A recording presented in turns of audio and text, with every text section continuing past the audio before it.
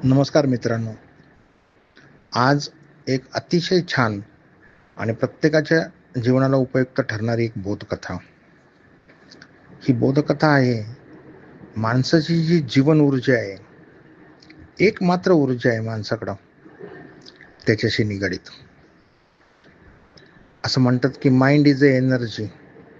आपलं जे मन आहे, विचार आहे, माइंड इज अ एनर्जी. आता कथा अशी आहे की एक नगर असतं. आपण असं म्हणू पाहिजे तर एक आटपाट गाव, नाही का? पूर्वीच्या काळी राजा तिथं राज्य करायचा. हा स्टोरी महत्वाची नाहीये. Forget the story and take the essence. तर ते एक आटपाट नगर असतं आणि तिथं एक राजा, त्याची राजधानी असते आणि त्याची प्रजा असते.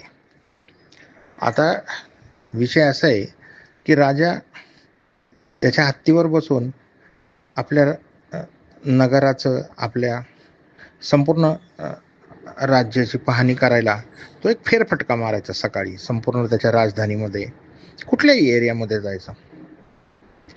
तर त्या गावामध्ये एक भिकारी असतो राहत, आणि त्या भिकारीला एक सशक्त पोरगा असतो, अत्यंत एनर्जेटिक, जो कधी शाळेत गेला नाही, घरी थांबला, घरी आपलं दूध दुभतं प्यायचा, आणि काय वडील भाकर तुकडा आणतील तो खायचा. लोक पण त्याच्यावर फार प्रेम करायचे, कारण तो फार सशक्त होता. त्याला दूध द्यायचे, खायला चांगले अन्न पदार्थ द्यायचे, आणि तो अत्यंत शक्तिमान होता. उपजतच तो असा एकदम दुहेरी हाडाचा म्हणतात ना, तसा. तर विषय काय व्हायचा, राजा जेव्हा जेव्हा घोड आपल्या हत्तीवर बसून त्या त्याच्या राज्याचा फेरफटका मारायला निघायचा, ते भिकाऱ्याचं पोरग पळत पळत यायचं आणि हत्तीची शेपटी धरायचा. आता हत्तीची शेपटी धरल्यानंतर हत्तीला थांबून ठेवायचा तो, एवढी शक्ती त्याच्यामध्ये होती. हत्ती सुद्धा जागेवर उभा राहायचा, आणि राजाला ती गोष्ट अजिबात आवडायची नाही. मग त्याने हत्तीची शेपटी सोडल्यावर तो हत्ती पुढे चालायचा आणि राजा पुढे जायचा. मग कधी कधी राजा शेजारच्या राज्यामध्ये गेला, दुसऱ्या देशामध्ये गेला, तिथं पण हा मुलगा यायचा आणि ते भिकाऱ्याचं पोरग त्या हत्तीला थांबून ठेवायचा. त्यामुळं राजाला ही गोष्ट काही आवडत नाही. त्या भिकाऱ्याच्या पोरामुळे ही जी समस्या निर्माण झाली, आता याच्यावर काय तोडगा काढायचा. म्हणून तर प्रथेप्रमाणे राजा त्याच्या कॅबिनेटची मीटिंग बोलवतो आणि सगळ्यांना तिथं बोलवतो की बाबा अशी अशी समस्या निर्माण झाली, याच्यावर आता काय उपाय करायचा. तर एक बुजुर्ग त्यांच्या कमिटीमध्ये असतो. ती जी काही कॅबिनेटची मीटिंग बोलवली जाते, तो बुजुर्ग माणूस, त्याच्यावर सगळ्यांचा विश्वास असतो. तो राजाला असं सजेस्ट करतो की आपण काय करू, त्या भिकाऱ्याच्या पोराच्या मागं काहीतरी काम लावू म्हटले, म्हणजे त्याला कामाच्या ठिकाणी त्याला त्रास देऊन त्याची एनर्जी विड्रॉ करता येईल, की जो अत्यंत सशक्त आहे. राजा म्हणतो नाही, तो कुठं काम करत नाही, कामाला तो जातच नाही कुठं, घरीच असतो, आणि लोक खूप प्रेम करतात त्याला, जेवण वगैरे सगळं मिळतं, आणि त्याला शेड्यूल पण काय नाही, तो निवांत असतो. मग तो जो बुजुर्ग माणूस असतो कॅबिनेट मधला, तो म्हणतो मग एक काम करता येईल म्हणे, काहीतरी काम त्याच्या पाठीमागं लावू म्हणे. आपण असं करूयात की गावाच्या बाहेर जे मंदिर आहे, त्याला असं सांगू की तू संध्याकाळ झाली की मंदिरामध्ये जायचं आणि दिवा लावायचा, आणि हे काम त्यांनी केलं की त्याला एक गोल्डन कॉईन द्यायचा. असं तुम्ही करा म्हणे. आणि एक 8-10 दिवस तुम्ही काही घराच्या बाहेर त्या हत्तीवर बसून जाऊ नका, आणि 10 दिवसांनी हत्तीवर बसून गावाचा फेरफटका मारा, आणि मग आपण बघू काय रिझल्ट होतोय. तर सगळे लोक म्हणतात याच्यामुळे उलट त्या भिकारच्या पोराला चांगलं गोल्डन कॉईन मिळेल, चांगलं तसं, त्याला तर पैसे येतील एवढे, मग तर त्याचं तर बरंच झालं. तो बुजुर्ग म्हणतो नाही, तुम्ही असं करा, मी सांगतो एवढं काम करा फक्त. म्हटला, भिकाऱ्याच्या पोराला राजदरबारात बोललं जातं, आणि वजीर सांगतो की असं असं गावाच्या बाहेर जे मंदिर आहे जुनं, तर तू जात जा बाबा, तिथं साफसफाई थोडी करायची आणि फक्त दिवा लावायचा आहे, एवढंच तुझं काम, आणि तुला रोज एक गोल्डन कॉईन मिळेल.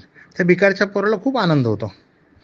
मग तो जातो, तसं काम करतो, आणि एक 8-10 दिवस होतात. आणि मग राजा विचारतो त्या बुजुर्ग माणसाला की आता मी जाऊ का हत्तीवर बसून गावाचा फेरफटका मारायला?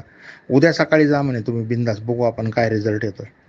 मग दुसऱ्या दिवशी सकाळी राजा 10 दिवसानंतर हत्तीवर बसतो आणि फेरफटका मारायला जातो. भिकाऱ्याचा पोरगा वाटत बघत असतं, त्याला त्याला त्याची कला दाखवायची संधीच मिळत नाही. आता तर त्याच्याकडे गोल्डन कॉईन पण आलेले असतात. पळत पळत येतो चौकामध्ये आणि त्या हत्तीचं शेपूट धरतो. आणि हत्ती त्याला फरफटत घेऊन जातो. मग राजा खुश होतो आणि त्या बुजुर्ग माणसाला बोलवतो, म्हटलं तरकीब काम केली म्हटलं, फक्त याचं राज काय, हे कशामुळे झालं ते आता सांग म्हटलं आम्हाला. बुजुर्ग माणूस म्हणतो, त्या भिकारीच्या पोराकडे जी शक्ती होती ना ती आपण डिवाइड केली म्हटलं.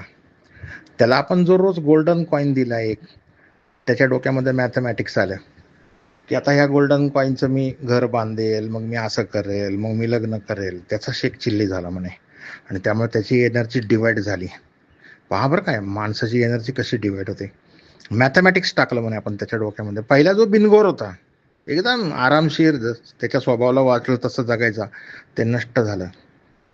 तुम्हालाही माहिती नाही का की शनिवारी झोप चांगली येते रात्री, पण सोमवारी कामावर जायचं असेल तर रविवारी झोप येत नाही, वेध लागतात, किंवा कुठं काही काम असेल तर. भिकाऱ्याच्या पोराला दुपारपासूनच वेध लागायचे की संध्याकाळी मंदिरात जायचे, चुकता कामा नये, एक गोल्डन कॉईन आपल्याला मिळणार नाही. आणि त्यामुळे तो अस्वस्थ राहायचा, पहिल्यासारखा बिंदास राहत नव्हता. आणि कुठं गावाला गेला तरी त्याला वाटायचं नाही का संध्याकाळी उद्या पोचलं पाहिजे. जत्रेला गेला कुठं दुसऱ्या शेजारच्या गावात तरी तो तिथं स्वस्त राहू शकत नव्हता की आपल्याला जायला पाहिजे, गोल्डन कॉईन मिळणार आहे. आणि त्यामुळे त्याचा जो एकसंघपणा होता तो डिवाइड झाला. आणि त्याच्यामुळं काय झालं, हत्ती त्याला फरफटत घेऊन गेला. आता बघा, आपण आपल्या जीवनामध्ये आपल्याकडे एक मात्र ऊर्जा आहे, जीवन ऊर्जा. त्याचा आपण कसा वापर करतो याच्यावर पूर्वजांनी आपल्याला सांगितलं होतं की मौन राहा, विचार करायचा नाही आणि काय नाही. मौन राहिल्यामुळं काय होतं, सगळी शक्ती एनर्जी एकत्र होते आणि त्याचा फायदा हा आपल्याला होतो. पहा, आपण रात्रीची चांगली झोप झाली तर सकाळी फ्रेश वाटतं, कारण एनर्जी एकत्र होती. कथा इथं संपते. पहा आता याच्यावर विचार करून आपल्या जीवनाचं मॅनेजमेंट कसं काय करता येईल. आपली जीवन ऊर्जा आपण अशा पद्धतीने संकलित केली पाहिजे आणि वापरली पाहिजे.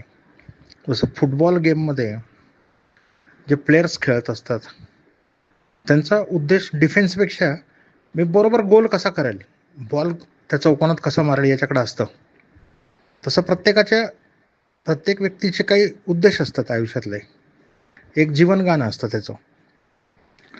तर त्यांनी ठरवलं पाहिजे की बाबा माझे प्रयत्न असे असतील की मला जे जीवन गाणं गायचं आहे ते मी गाऊनच जाणार, या दुनियेतनं मी तसं जाणार नाही.